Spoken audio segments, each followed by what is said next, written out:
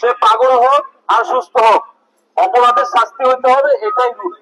যদি করে, এবার কিন্তু আমরা আইন হাতে তুলে নেই নাই, এটাই লাস্ট, এটাই ফাইনাল। এরপরে যদি আমরা আইন হাতে তুলে নেই, প্রশাসনের কিছু করার থাকবে না। প্রশাসনের কাছে পৌঁছে দেওয়ার জন্য আজকের আমাদের এই বিনামূল্যে কোরআন বিতরণ। সুতরাং যে ঘটনাটা ঘটিয়েছে, সে আমার সহপাঠী ছিল। 2022 সাল থেকে তার সাথে আমার পরিচয়। ছেলেটা ইতিপূর্বেও সাময়িক বরখাস্তের শিকার হয়েছিল তার আপনার আপনার অস্বাভাবিক আচরণের কারণে। তাকে রিহ্যাবিলিটেশনের জন্য 15 বছর কেটে পাঠানো হয়েছে, আবার ফিরে আনা হয়েছে, সুস্থ হয়েছে, আবার ইনরোল হয়েছে, আবার এরকম কাজ শুরু করেছে।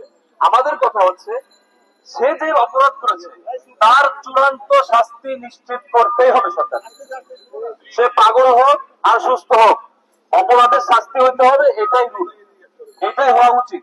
সুতরাং ভবিষ্যতে এমন কেউ এই দুঃসাহস যেন না করে। যদি করে, এবার কিন্তু আমরা আইন হাতে তুলে নেই নাই। এরপরে কিন্তু এটাই লাস্ট আলটিমেটাম, যে কোরআন নেই, আল্লাহ হাবিবের সুবহান মর্যাদা নেই, যাকে আল্লাহ তাআলা বলেছেন ইন্নাকা লাআলা খুলুকিন আযীম, যার সম্মান সবার চেয়ে উত্তম।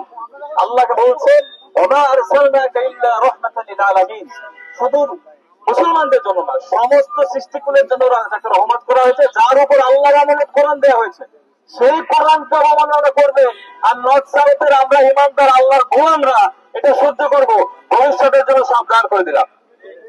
এটাই লাস্ট, এটাই ফাইনাল। এরপরে যদি আমরা আইন হাতে তুলে নেই, প্রশাসনের কিছু করার থাকবে না, সরকারের কিছু করার থাকবে না। 24 জুলাই আন্দোলনে আমরা কিন্তু যতক্ষণ না পর্যন্ত আইন হাতে তুলে নিয়েছি, ততক্ষণ কিন্তু আমরা স্বাধীন হতে পারি নাই। আমরা বিশ্বাস করি যে স্বাধীনতা অর্জনের চেয়ে রক্ষা করা কঠিন, ঠিক কিনা? এই কঠিন সময়ের মধ্যে দিয়ে আমরা যাচ্ছি, কিন্তু আমাদের প্রচেষ্টা চলমান। আপনাদেরকে আশ্বস্ত করে বলছি, পরবর্তীতে এমন কোন কাজ যদি হয়ে যায়, আল্লাহ না গো, আইন হাতে তুলে নেব কিন্তু।